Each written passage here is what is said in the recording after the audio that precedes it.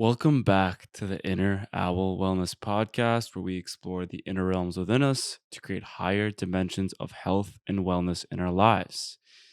And today we've got a little bit of a different episode. Today, there's going to be no guest.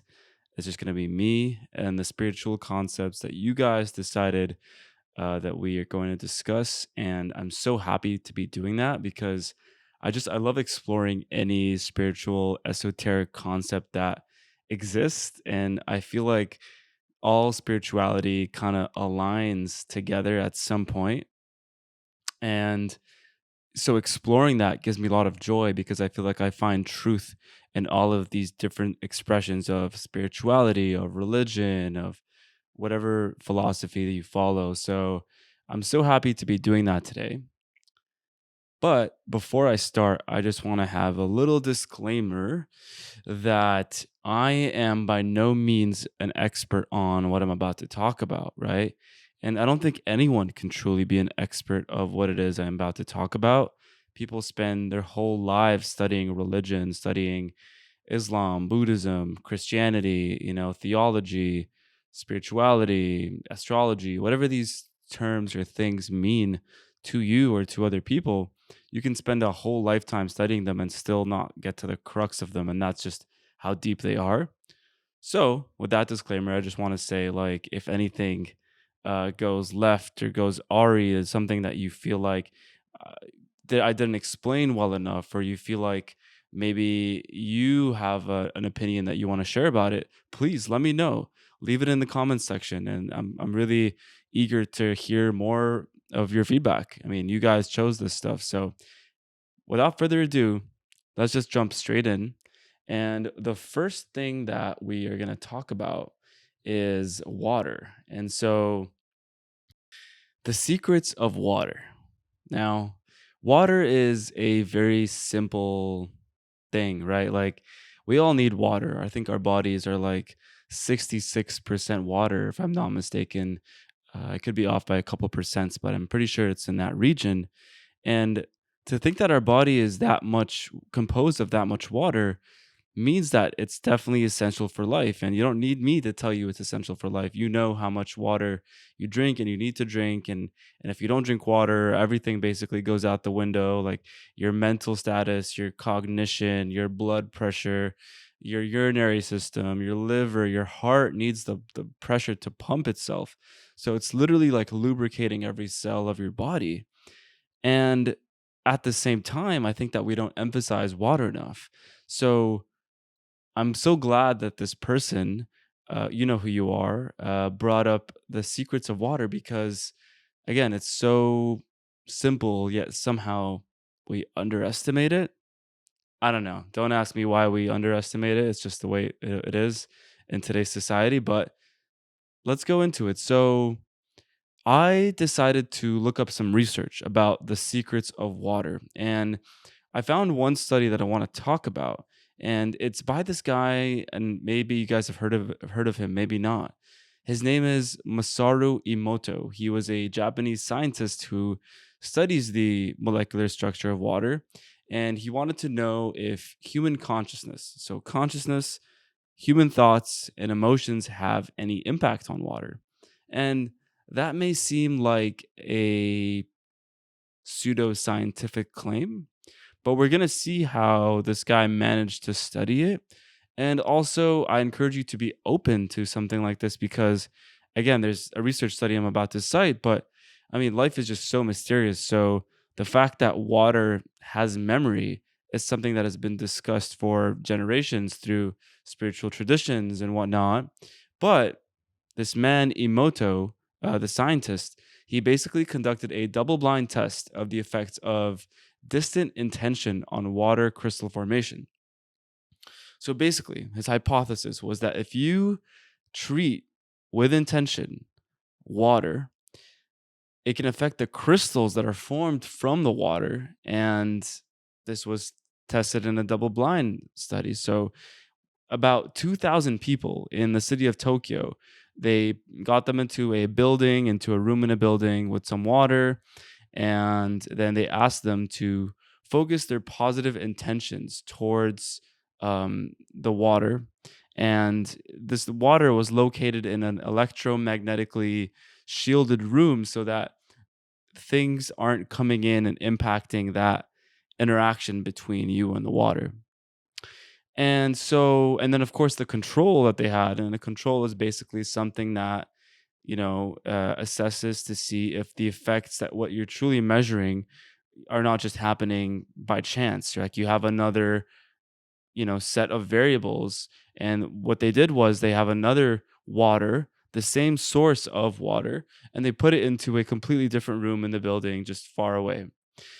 So the group that was, speaking the intentions into water wasn't even aware about this other water, the control that was in the other room. And what happened was really, really interesting. They found that after measuring the crystals, so they would speak the intentions into the water, and then they would measure, they would freeze the water, and they would measure the crystals. And they have these beautiful, telescope or microscopes, I should say, that can look into the structure, the molecular structure of water, which, if you guys haven't seen it, absolutely beautiful. And they found that it changed based on what they were saying to it, based on the intention that they were putting in to what they were saying and the content of what they were saying into the water. So if they said happy thoughts, the structure, the molecular structure of water would change. If they said angry thoughts, then the molecular structure of water would change differently, and it would look less aesthetically pleasing. And that's what they found.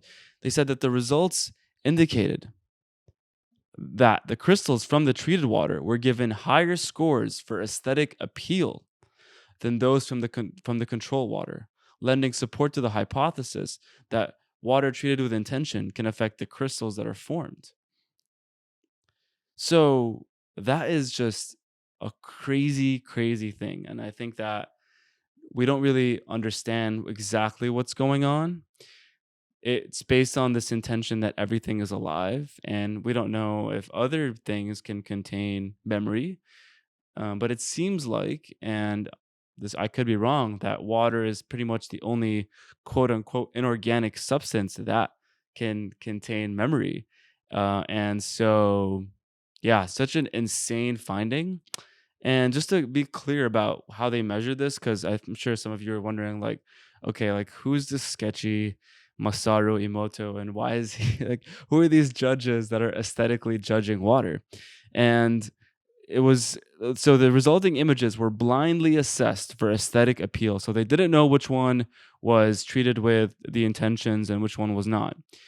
And they were assessed for aesthetic appeal by 100 independent judges. So 100 independent judges have nothing to do with the experiment. They brought them in to judge this water.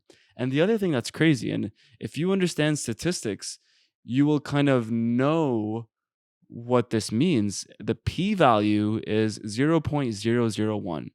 And for those who don't understand statistics, what this p value is, which is a very, very, very significant p value, that there is a 0.1% chance that the results that they found were simply due to random chance.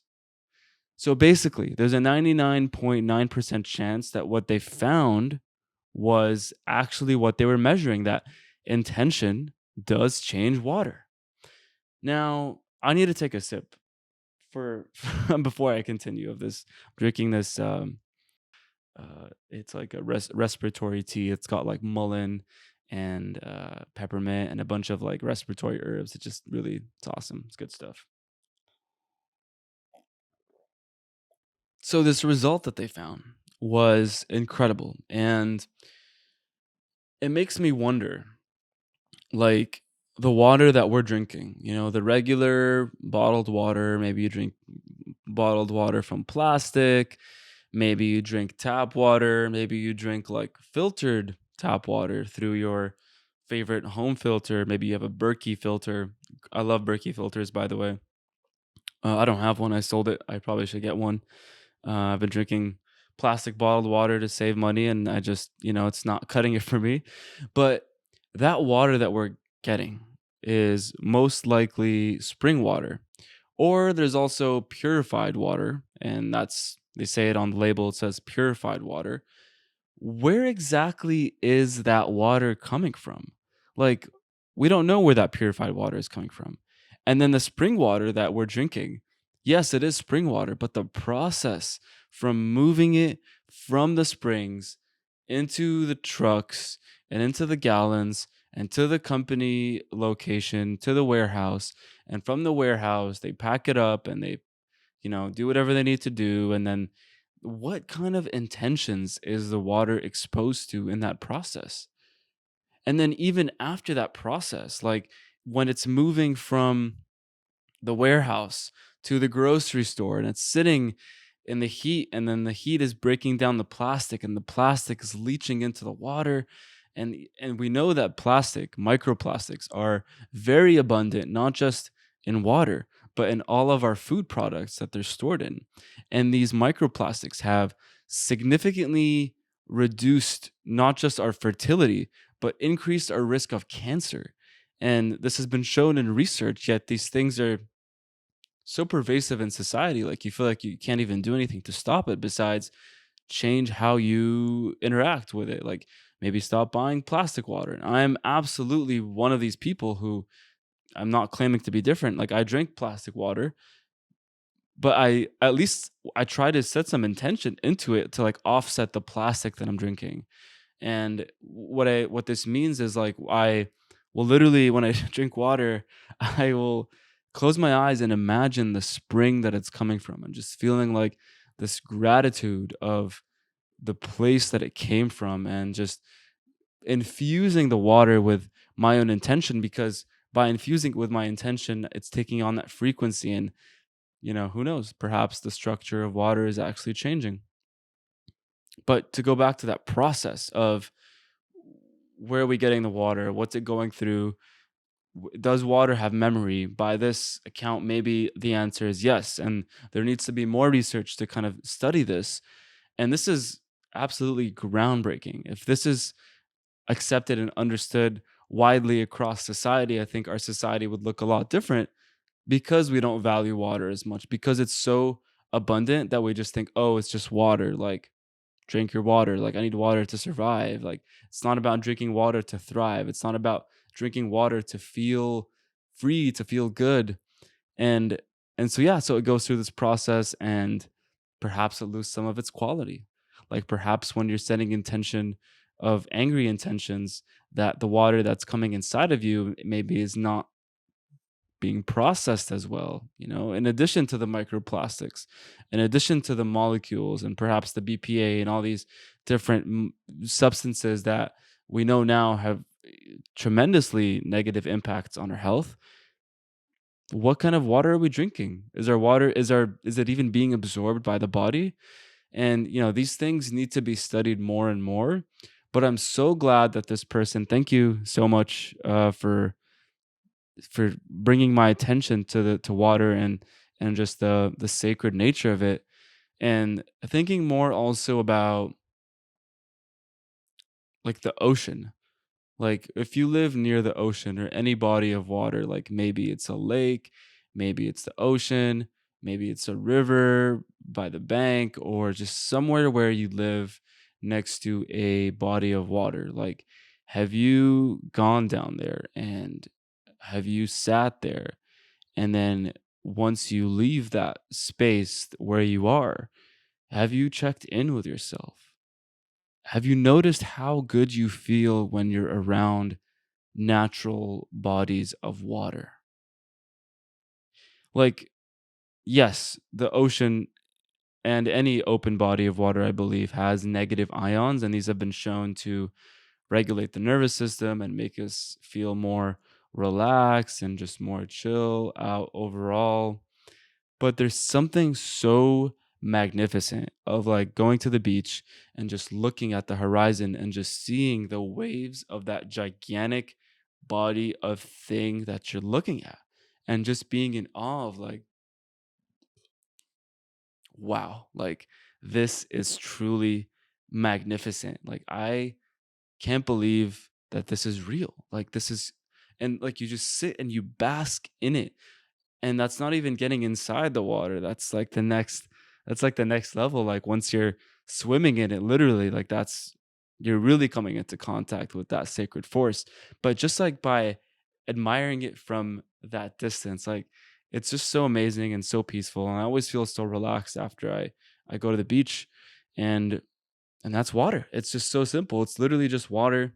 Obviously, there's salt, there's fish, there's sharks and whales, dolphins, depending on where you live, and there's organisms like frogs and insects, and it's just like this microcosm of just this gigantic, and it's not even a microcosm, it's like a macrocosm of this gigantic source of web of life. It's such a beautiful thing to be a part of. And again, we are just starting to understand what it is that we're talking about here with water. And I really, really hope that we do more research because I'm so fascinated by this. Okay, so moving on to the next thing. And this is something that was spoken to me in Arabic because for those of you who don't know, I grew up in Lebanon for basically my whole life. Moved to the United States a couple years ago, but so this was spoken to me in Arabic, and I love talking about things in Arabic because I have a westernized education. I went to an American school, and basically English. I would honestly say that is I'm more fluent in English than I am in Arabic, but I feel like I've lost a lot of my Arabic identity and my heritage. So I want to bring it back, and I do speak Arabic very well. It's just it's not as fluent as English because I went to an American school, and so I was just reinforcing that more. Although we spoke Arabic at home, it was just yeah. So my point is that I'm so glad for this quote to be relayed to me, and it's from the Quran. And this quote is a Islamic quote, and the quote is in Arabic first, and then I'll translate it in English. The quote is Subhan Allah wa bihamdu. I'll say it again just for those, you know, listeners. Subhan Allah wa bihamdu. And what this translates to is glory be to Allah and praise Him.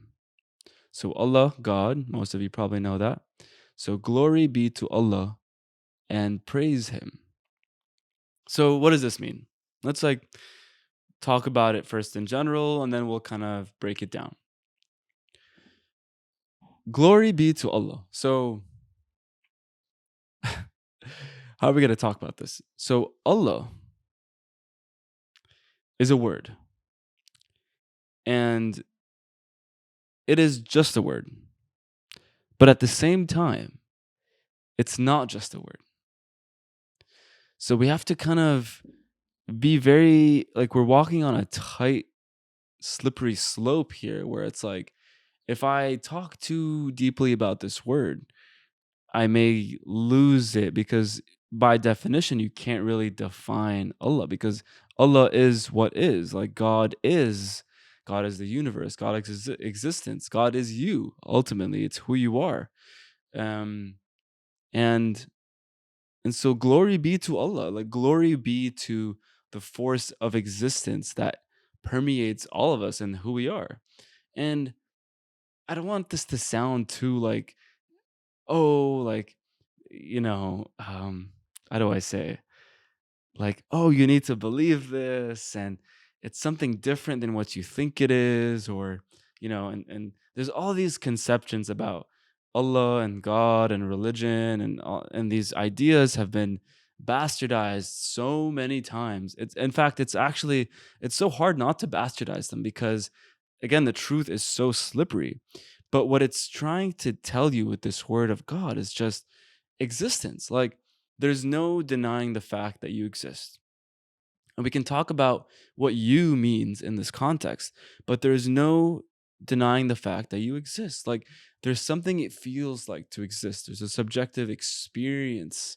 And another way to refer to this, many people refer to it as consciousness. So consciousness is another word that we use to describe Allah or to describe life or existence or any of these things.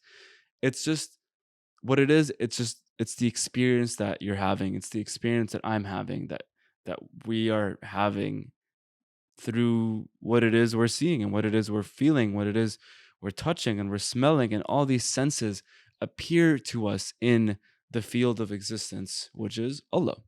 So I'm not claiming that I I claim to understand Allah or what this means, but it's just like, I tried my best to explain it, and I thought maybe I did an okay job. So glory be to Allah. Let's go that first part. Glory be. So why would you want to give glory to Allah? If we determine that Allah is who we are, then why would you not want to give glory to yourself? If we determine that Allah is who we are, how else would you want to treat your existence? That may look very differently for a lot of people. Like maybe that looks for you, it's like, I just want to make good money and get a job, and that's it, man. I want to take care of myself. I want to make sure that I'm set for life. I want to make sure that my family is set for life. I want to make sure that I'm happy. I want to make sure that I'm well fed, that I'm nourished, that I hit the gym. I want, these are, you're taking care of ourselves. So, of course, you're glorious. Like, bask in your glory. And I also want to talk about this thing of like, you are God, because you are God. And maybe you don't realize it.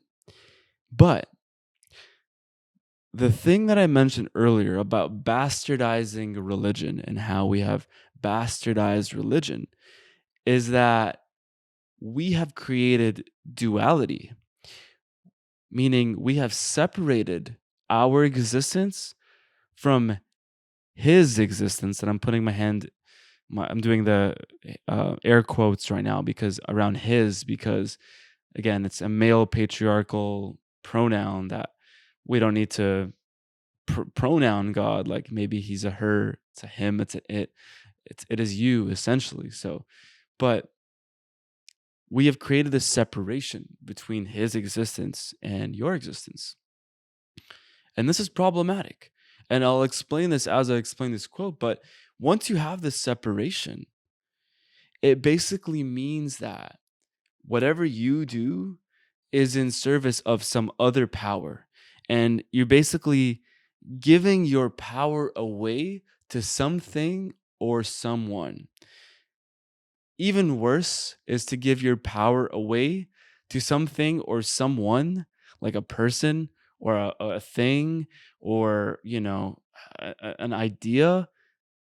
The only thing that you can give your power to and truly be at peace and in authentic, genuine love with is God. And that God is you. It's not separate. We can't separate these things and create duality, because again, like, it's so disempowering, and it creates this identity switch, like this ego that, like, I am separate from the universe and I am serving this thing that is somehow outside of this and yet in this, and I don't know how I'm serving this thing. While yes, like, I may be saying that, and this ego may be claiming to achieve that and like wanting to strive, like maybe like what you're looking at right now is like Mazen is, serving a purpose, and he is on the spiritual journey, and he is bowing before God. And yes, yes, all true if you want that to be the case. But essentially, what this is not me or not you bowing to some God or some religion or praying to something outside of you, because that God is within you. And let's take it even a step further. Again, that God is you. You are the master of your own existence. You control your own destiny. And that destiny is simultaneously chosen for you and chosen by you. And if that's maybe confusing, if I said it's chosen by you and chosen for you, it's like, well, who the fuck is choosing this anyway, right? And that brings us to the question of like, what is you? Like, who are you? Like, who am I? Who are you? And that is a really important question to ask. In fact, I don't really know if there's a more important question to ask in your entire life. Who am I? And I'll give you one answer and then I'll give you another answer. The first answer that I'm going to give is probably the answer that most people are going to say. And that answer is that for me, I am Mazen. I am 28 years old. I am living in California. I like grilled cheese sandwiches. I like tabbouleh, which is an amazing salad, by the way. If you guys, Lebanese cuisine is so good. Sorry, little tangent. I am whatever 6 feet tall. I can just go on and on about my interests and what I do and who am I. But even if I go on for like hours and hours and hours of just, it still would not come to a close because who I am is constantly changing. It's constantly adapting. Maybe one day I'm like, you know what? I don't like grilled cheese sandwiches anymore. I just don't. Well, then is the Mazen that I told you yesterday the one who liked grilled cheese sandwiches? Is that the same? Am I still the same Mazen? And am I even Mazen? Like, am I even that person that I claim to be? What is Mazen? Mazen is a set of words, a set of syllables that I just have been repeating since I've been told to repeat this thing. And yes, we do need that. And I'm not trying to throw the baby out with the bathwater here. We need all these likes and dislikes and afflictions. But what I'm trying to point to here is that there is something deeper. There is something deeper to who you are than what you can even conceive of, right? That thing that who you are is the greatest thing in the universe. And it's so close to you that you can't even feel it. It's literally so close to you that you can't touch it, you can't feel it. There's no thought, behavior, or emotion that even comes close to it. And that's what I mean by God. That's what they mean by presence. You're present, the present moment. That's another word, phrase that I love that very eloquently describes what it is I'm talking about here. And that's it. So back to that quote, Subhanallah wa bihamdu. Glory be to Allah. I'm going to say, glory be to you and praise him. I mean, that second part, like just and praise him. Like praise him. Praise the insane fucking fact that you are alive. Praise the exact thing that you are, the miracle that you are. How else would the universe exist without a miracle? How else would you even be able to hear this without having the miracle of existence? How is it that things exist as opposed to not existing? These are the kinds of questions that bring you closer to who you are and what you're here to do and why you're here to do it. And I don't know what that is, but you definitely know what that is. And you know what that is because it's built into you, it's in your nature. And so praise him, praise who you are. Forget the pronouns. When it says him, this is something that it used to piss me off a little bit. I used to get annoyed at it, like how they go like him and Christianity and him and Islam, like referring to God, and it is what it is. It was written in a time, I guess, was more patriarchal and all that mumbo jumbo. But ignore that part, and I've begun to ignore it, and I've started to realize what they're trying to say without focusing on the pronouns. And as soon as you do, it just gets way more freer, way more open, and way more pious in a way. So again, glory be to Allah and praise Him. Praise your existence, praise your being, give gratitude to it. That's what that's saying. And there's also, I wrote some things here that I do want to, before I leave this quote, which we've been on for some time, but this is insane. The things that I found out about it is so Subhan Allah. That's in Arabic. Subhan Allah. It's commonly said when like um you see something that's just mind blowing, like something so beautiful, like a flower. You go like Subhan Allah, this flower. Sho halwa, how pretty.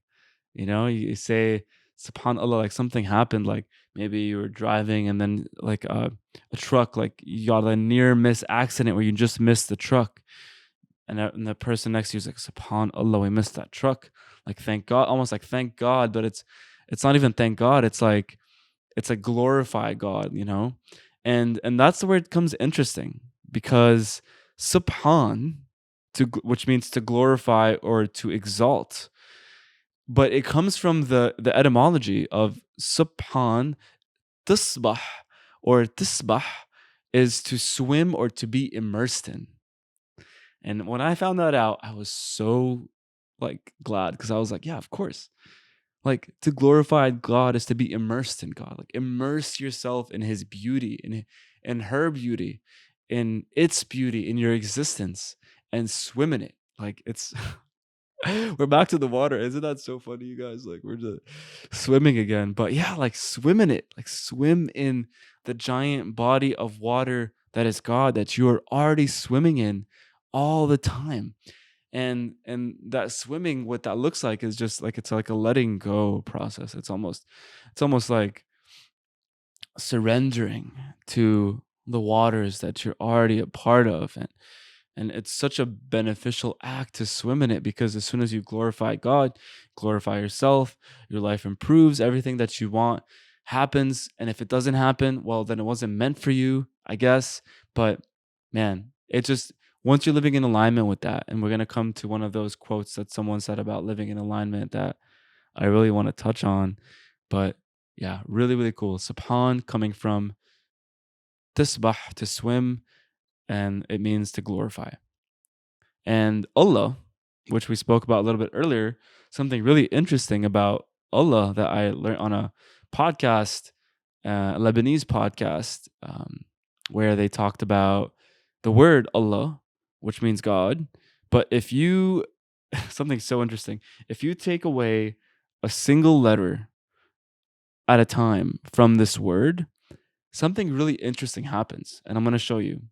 And I'm going to guide the non Arabic speakers so they can understand this. But Allah, God, if you remove the it becomes lillah, which means for God. So we went from God to for God by removing the first letter. So doing something for God. So Allah, lillah, lahu, that's the third letter you remove. Lahu means for him.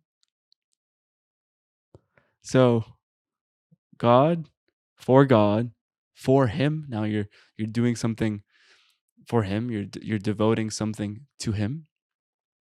So Allah, lillah, lahu, who. So just who is the next letter that remains. Who is like in Arabic, it's like him, like you're pointing at you, like who, like him. Again, referring to God, like him. You're pointing at him. And then the most amazing thing happens. Once you remove the last letter, it just becomes it's so funny just breathing into the mic like this. But it becomes a breath, basically. It's literally just a breath. Like I find that to be so crazy. Like, so we went from God, for him, and then who. So just breath. Like the breath of life that is God. And that's why all the spiritual communities, the spiritual traditions all talked about the breath as being so essential to life and to spirit, and it's literally gives us life. And so I just that's so crazy how you break down every single letter and then you just end up with pure breath. Allah. And so that's it. Subhan Allah wa bihamdu. Glory be to Allah and praise Him. All right. So now we are at another phrase, and this one is interesting. This one is a Mayan phrase spoken by the indigenous people of Mexico and Central America, and it is a philosophical concept or an everyday greeting, even that is central to Mayan culture and spirituality. And the phrase is in Laq'ech. And again, I apologize. I may be butchering this, but in Laq'ech. There's an apostrophe after the K, so it's INLAK apostrophe ECH in Lak'ech. And this Mayan phrase means I am another you, or you are another me. Really interesting. And, this is just it's it's such a beautiful phrase, and it's very similar to the term. You guys, whoever has done yoga before is probably familiar with the term namaste, which literally comes from Hindu and yogic traditions, which means the light in me recognizes the light in you. Namaste, right? And what this is speaking to is the experience of going to someone, like, let's say, right now you're watching this or you're listening to this, and maybe you're going to see someone, or maybe you're already in the presence of someone. You can just look at them and just admire their humanness and just be like, wow, like, look at that other human being with their own characteristics and interesting things that they do and the qualities that they have. What this quote is saying, and this is actually a very transcendent quote in Laq'ech. What it's saying is that that being that you were looking at is actually not different from you. And then you might be like, well, oh, I know what you mean. Like, what you mean is, like, we're all humans, we're all having a human experience. Yes, but I'm going even a step beyond that. And this quote, this philosophy goes even a step beyond that. And what it's saying is that that person is literally not like you, but is you. It's literally you. And what I mean by this is, like, you can imagine you're watching a movie. Okay? Let's talk about, I was going to say The Matrix, but I feel like that's too it could be any movie. Okay, let's say you're watching 13 going on 30. All right. Very random. You guys probably laughing. Why did I choose that movie? Someone brought it up to me yesterday. That's why. Okay. But in that movie, there's characters, there's humans, there's maybe dogs, pets, I don't know. But in the movie, you're watching it on your TV screen at home. And you're sitting and you're like, oh, that's one character. Oh, that's another character. And oh, they're appearing on the screen at the same time. Look at that. Two characters on the screen at the same time. Well, what if I told you that none of those characters existed as separate characters? What if I told you that within the program of whatever it is you're watching, like Netflix or, Hulu or any streaming service, Amazon Prime, and you're seeing these characters. You click on 13 going on 30, and now you're seeing these characters. What if I told you that these characters are simply being generated by the cogs of the machine of Netflix, of the electrical signals that the transistors are sending in these? I don't understand how it works exactly, but are just sending these signals to display a particular scene at one period of time, and that you see as different objects, as different characters of different things on the screen, but it's just the appearance on the screen. So it's just everything is happening at once. And that oneness of the screen is who you are. Isn't that crazy? So, like the person that you see in your life or you're going to see now is actually appearing in your field of consciousness. And while it appears that you interact with that person on a separate basis, you're actually moving in unison with that person. So like it's like a dance, like I go forward and then you go back, right? Or you go back and I go forward.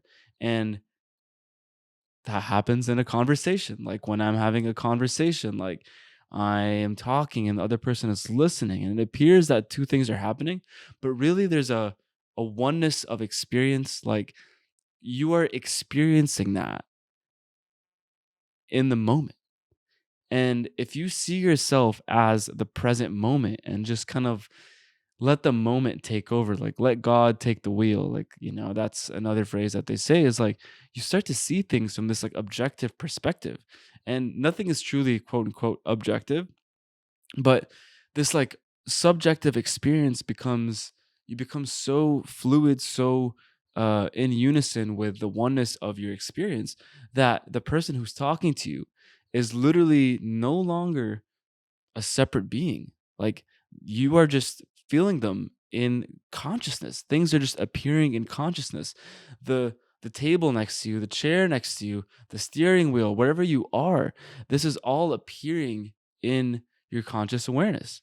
And that conscious awareness is all there ever is and all there ever will be, right? Like how could that be? Like that person leaves and another person comes and that person leaves and there's a basketball that I'm looking at right now, and then the basketball's gone. It deflates, or we play with it, and then so there's temporary coming in and going out of consciousness. Like consciousness is a dynamic process, yes, but fundamentally, consciousness is one, and that is something that you can take with you for the rest of your life, right?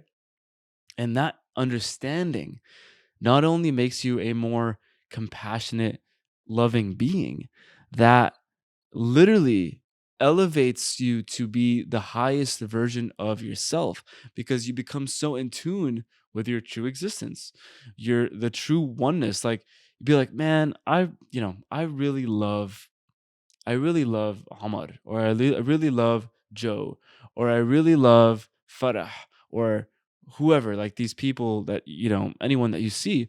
But then if you are able to see them as the same being as you appearing in this moment of consciousness, then that is absolutely a life changing thing because not only will you be so compassionate to anyone, even be so compassionate to your enemies.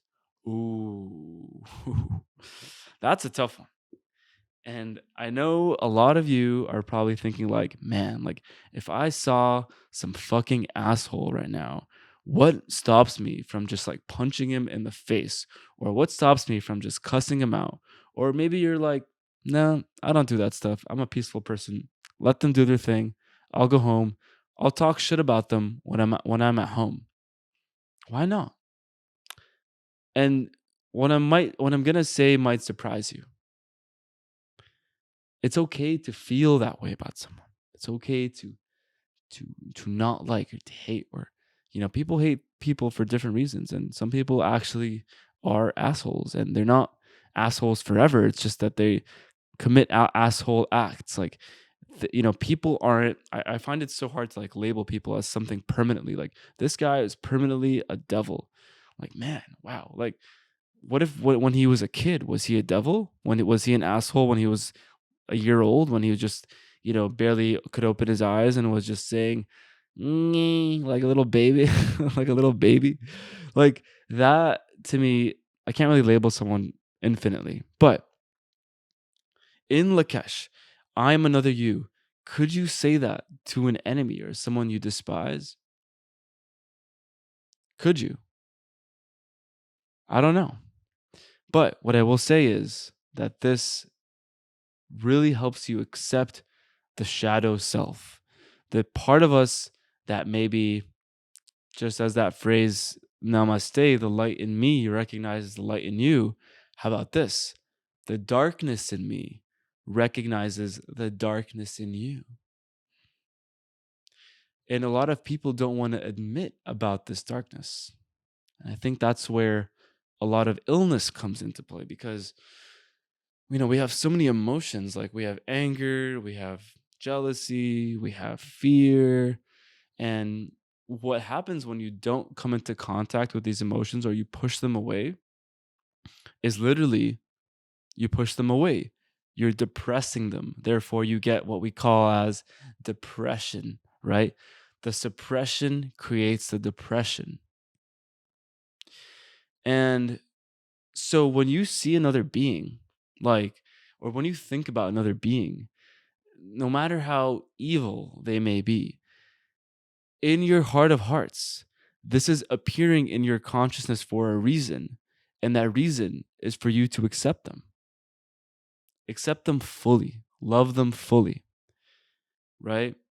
And also, that doesn't mean that, you know, oh, like this person, like maybe someone committed like a murderous act. Like you have these politicians that are just absolutely murdering kids and babies and doing all these horrible things. And I'm not saying to be like, oh, what a peaceful person. We love them. We love them. No, no, have your emotions. Like be angry, be pissed off, man. Like be harbor that anger. It's okay to be healthily angry about something. Cry if you need to and fight back. It doesn't mean you can't fight back, you know? Vote for the person that's going to put these people in jail. Put these people in jail, incarcerate them. Accountability is still a part of our society and we need to respect that to the degree that we can fully. But I'm speaking about a more fundamental thing. I'm not speaking about our existence and the things that appear in our existence. I'm speaking about existence itself. And that is a little deeper, a little bit deeper. And so, how can you honor the light in other people and the darkness in other people as the light in yourself and the darkness in yourself? Because if it's appearing in your consciousness, then it's for you. It's for you to process in the way that you need to process it. It's there for a reason. It's a message, a spiritual message that you need to understand is for your learning here on earth. It's here to teach you and to really bring you into contact closer with who you are in all your beauty and in all your darkness. In fact, I want to kind of take back that term of beauty because I think there's beauty in the darkness as well. Like I've had, I mean, crazy experiences over the past like 5, 6 years of literal emotions that I never even knew existed. Like I remember when I first started to feel sad, it was like 20 I want to say like 2021 or something. When I first moved to the US and I lived alone and I was lonely and I dealt with, a lot of grief and sadness and that's when I started to meditate for the first time. I started to come to contact with my own sadness and I was like, "Holy shit. I've been holding on to this for like so long." And I'm like, "Oh, and it felt so beautiful to feel that finally for myself and to release that. And I wasn't trying to release it. I wasn't like, okay, I'm going to sit, feel this to release it. No, no, no, no, no, no, no. You don't feel negative emotions to release them. It's also something I feel like something that people get wrong in the spiritual community. It's like you feel negative emotions to feel negative emotions. There's no reason. There's no reason why you do it. You just do it because it builds a bigger you. It builds a stronger you, a more powerful you, who is an alchemizer of the different forces of the universe and who can cook them together into a cauldron and develop creativity through that. The shadow is the source of creativity. And if we can accept that in other people, if we can accept that in all life, and again, while doing what we need to do, right? While acting the way we need to do, you need to be truthful about who you are. And sometimes that means like, oh, that's wrong. Like, I don't want that in my life. I don't need you in my life. I need to put an end to this. And sometimes that also just means like, Like, I mean, I can share give an example of like maybe someone who bugs me, or something like maybe like there's like this homeless guy the other day who was like, I was like at the beach, and he was just like, I was getting into my car, and I was like just doing nothing. I was just going about my day, and all of a sudden, this guy just starts yelling at me like, "You fucking bitch, asshole!" Wow, wow, just going on, and I was like, "Holy shit!" Like, and I would look at him, and I just like look back at my car, and I was putting my bags in my car, and he just kept on like, "You fucking asshole, bitch! I'm talking to you." Rah, rah, rah." And he was like, "I'll come break your fucking car." Rah, rah, rah. Whoa! I mean, I was freaking triggered, man. I was like, what the fuck do I do? And honestly, I wanted nothing to do with this guy. I wanted to get in my car and leave. And as I was getting in my car, he literally like followed me to my car, and I just like moved, and he was still there and just shouting shit. And I just drove away. And that can have one of two responses. And I'll tell you what I did after I tell you what the two responses are. Either the first response is you can either get the fuck out of the car and be like, "What the fuck did you say, motherfucker? You want to say that to my face? I'll crush you." And get into a fight, and I don't know, like potentially harm yourself, harm the other person, get the cops on you. Like all sorts of things can happen from that, right? Or you can get in the car, drive, keep driving, and just drive away and accept the fact that, well, there's some dark shit in the world. Like, damn, like this is a part of the universe. It's unfortunate, maybe we can work to help these kinds of people and to change it, but man, like I don't I feel bad for the guy almost. I started to have compassion. Like, I wonder what kind of life he's lived until this point. And that's the option that I chose. That's what I decided to do, is to just drive away and be like, wow, like this dude just literally was shoveling his dark ass energy into my soul. Whew. But you got to accept it. That's a part of who you are, and it's a part of who I am. It's appearing in my consciousness. Wow. It's a part of life. Move on. So that's what this phrase in Laq'ech is speaking about. I am another you, or you are another me. And it's referring to the interconnectedness of all beings, that we are all reflections of each other. When I am looking at you right now, I'm literally looking in the mirror. When you are looking at me, this is just a reflection of who you are. This is just you, is all this is. And that's the phrase in Lak'ech. Okay. So now we're moving on to the next phrase that was gifted to me, if you will. And that is, I am that I am. Ooh. I'm going to say it again. I am that I am. Ooh. Did you feel that? Did you feel? Can you feel it? Dun, dun, dun. That's a good one. I love these simple quotes. Like, okay, so I am that I am. Like, can you tell me simpler words than I am and that? Because there's only 3 words in that. And the longest word is 4 letters long. It's so simple.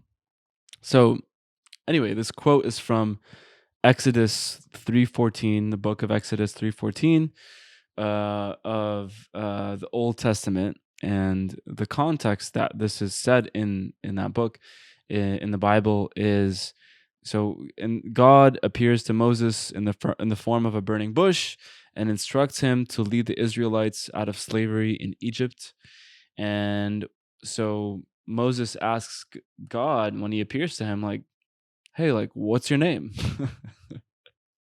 I'm laughing because like it's I feel like he's like, "Hey, what's your name?" Like kind of like you meet someone at a bar, like, "Hey, what's your name?" And he's like, what would God say? And I say, well, I can tell you what God says. God replies to Moses and he says, "I am that I am." Wow. So let's break it down. I am that I am. So I am. So this kind of goes back to what we were speaking about earlier of like, I am Mazen. I am 28. Um, I live, I'm an extrovert. I am a medical student. I am a podcaster. Like, there's many ways that I can formulate the answer to this. But what God says is, I am that I am. So what he's trying to say, or which it is, we're back at the he, she, it thing. But what God is saying here is like, I am that I am. I am literally existence. I am literally the present moment. I am. In fact, you can even shorten this to say I am.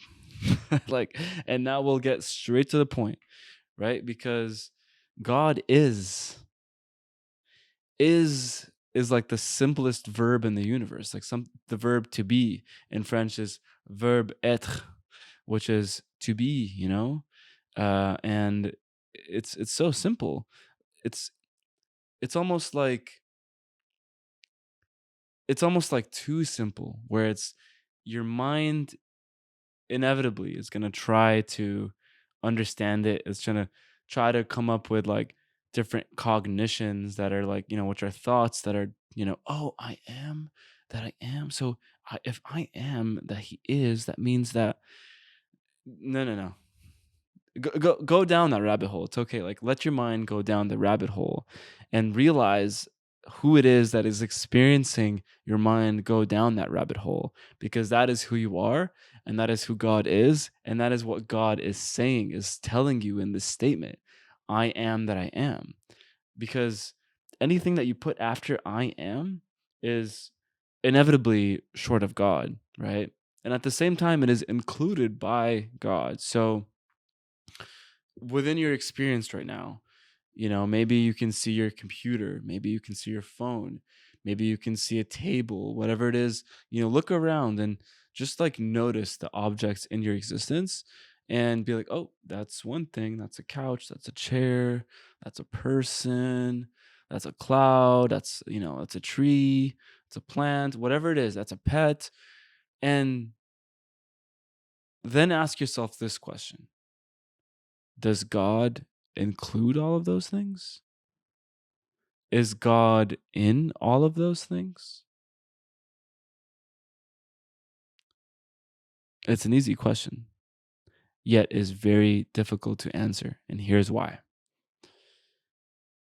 If you say that God is all of those things, like if you have a dog next to you, I wish I had a dog, man. I wish I had a pet. I don't have any pets. I'm too busy to have pets right now, and I just I wouldn't be able to take care of it, so I don't really have a pet right now. But if I had a pet, I'd look at the pet and be like, oh, look at this little cute little fella, you know?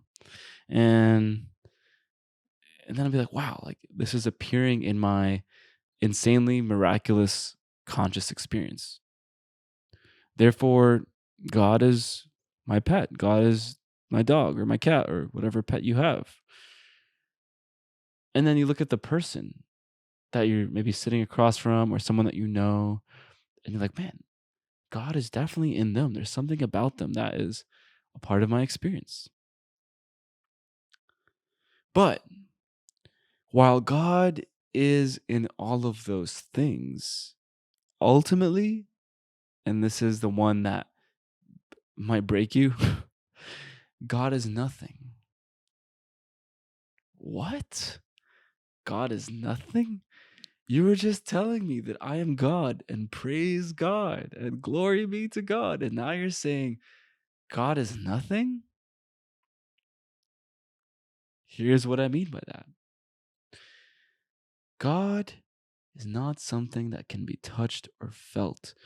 And although we live in a 3D, arguably 4D world, fourth dimension being time, the first three dimensions being space, we live in a 3D, 4D world where with senses and you can feel things, you can touch things, and they feel so real. Like they're such a part of you, right? But are they you?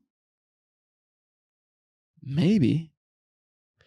But who you are, and this is the catch of what I'm trying to say here.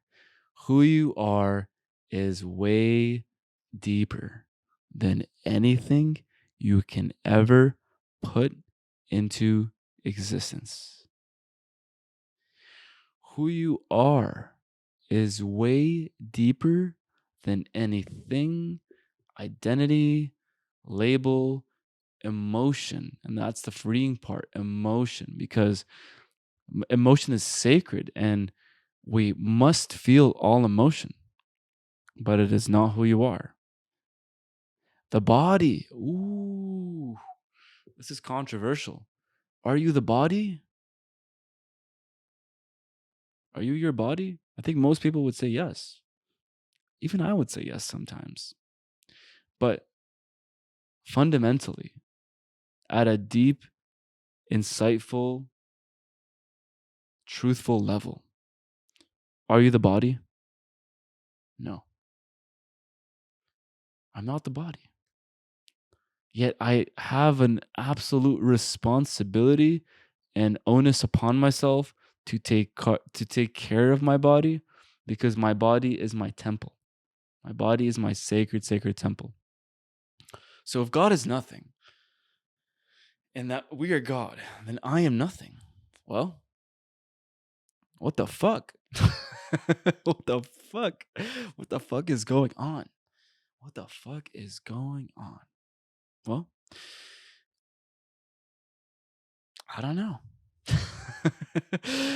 I wish I had an answer for you that was more, rewarding, but I think I don't know is probably the best answer. And like even Socrates says, like, all I know is that I know nothing. Like there's a reason he says that. And there's a reason that that quote is one of the most revered quotes known to mankind that we have ever witnessed, is because I don't know shit, dog. I don't know anything, man. That's and that's what I know. That's that's how clever this quote is. All I know is that I know nothing. All I know. So he's saying, he's like, all that I know, like, and he knows a lot because he's Socrates. And he adds the other part that I know nothing. Puts them together. All I know is that I know nothing. Beautiful, beautiful. And that just paints together like the duality of like knowing everything and knowing nothing at the same time.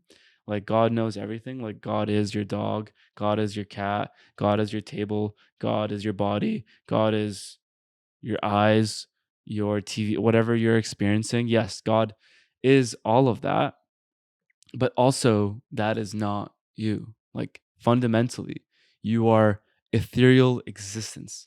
How can you describe existence besides absolutely failing and bastardizing at your job? And, I'm sitting here, I have my fucking podcast, Inner Owl Wellness, and I'm trying to explain this to you, but I know fuck all, man. I know jack shit. I know nothing, and that's what this whole podcast is about, is to like really just take us deeper into the curiosity about the nothingness of reality, and to see what we can grasp, what meaning we can find, what purpose, and how can we develop the freedom inside of this so-called simulation that we're living in. And I have many thoughts about the term simulation, in terms of like what does that actually mean. Like, we're living in a simulation, what does that actually mean? A game, maybe, sure. There's a term, lila is the Hindu term for, it's a divine game that we're living, right? But how can we make meaning out of nothing, right? And nothing is that miracle that keeps on happening, like that things exist, things just keep on existing forever, like that's it. And And that's a very freeing thing because if nothing is the only thing that is real, then what happens when we die? Like what happens? Do you take away all of your sins, your what's the opposite of a sin? Good deeds, like your deeds, your sins, your friends, your allies, your enemies, yourself, your regrets, your joys, your memories, your amazing memories. Like what happens to all of that? And did that ever exist? That's a real genuine question that I think we should ask ourselves. And and if that sends you into an existential twirl, then by all means, twirl, dance, do the existential dance that you do, like that we all do in life, where it's like, man, what the heck? This life is crazy, you know?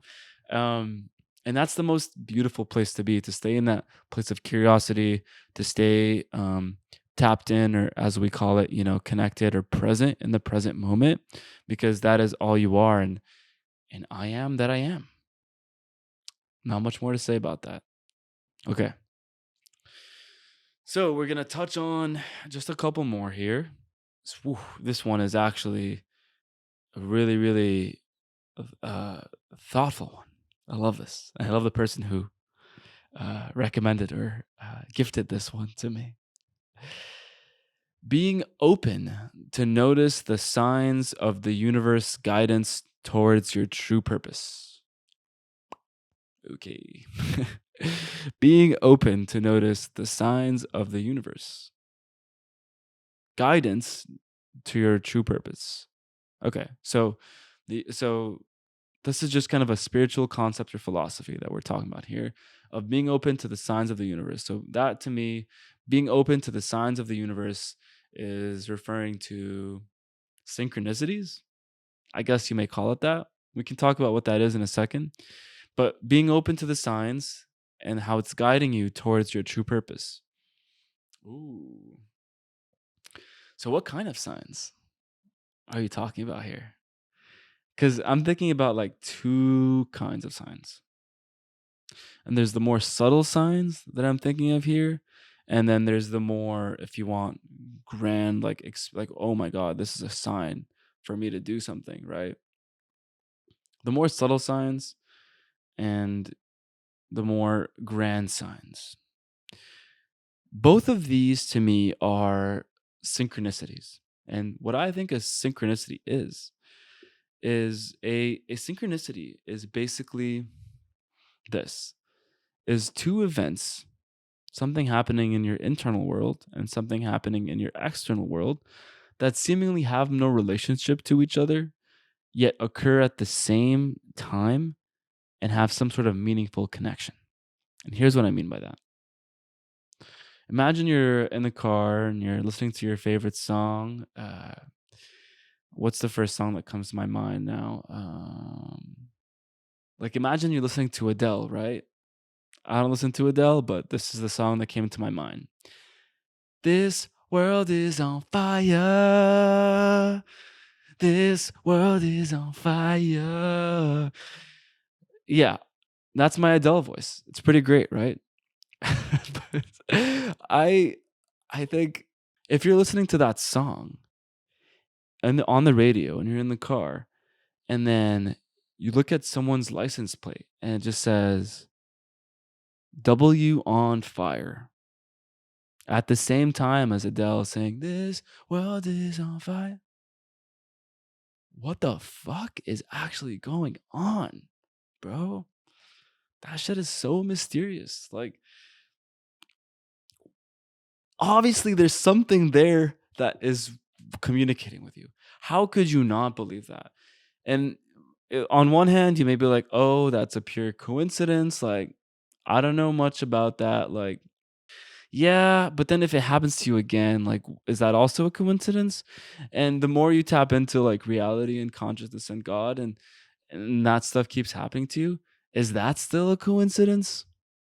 I don't know, man. But to me, that is reeking of meaning and something that, to me at least, tells you that you're on the right path. Like, you're on the path. You're on the right path to what you want to do.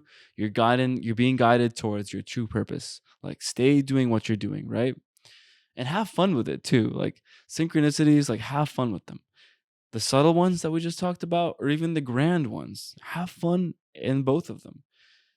And the grand ones, those to me are like really, really life changing. Like that's when like you maybe you meet someone, or you're thinking like, man, like I don't know what I should do about my business. Like I'm really horrible at producing content. I really suck at posting on social media. I really suck at generating profits, whatever it is. Just an example. And then you like you just, "Ah, fuck this. I hate my, I can't believe this is happening to me." And then you go for a walk. Then on that walk, you bump into someone. And then you're like, "Oh, they're carrying a book that says like how to, grow your finances or something like that." And you're like, "Hi, like I noticed you're carrying that book. Like it's funny, I've been thinking about like my finances. Like, what's your name?" And he's like, "Oh, my name is this." And then you go into the conversation. And by the end of the conversation, you're like, wow, this person's a financial consultant and just so happens to be targeting, he's specializes in the niche that I'm working in. And he's like, what and then you're like, wait, like, can I hire you, or like, can you give me advice? He's like, oh, of course, like I'm looking for clients, like I would love to help out.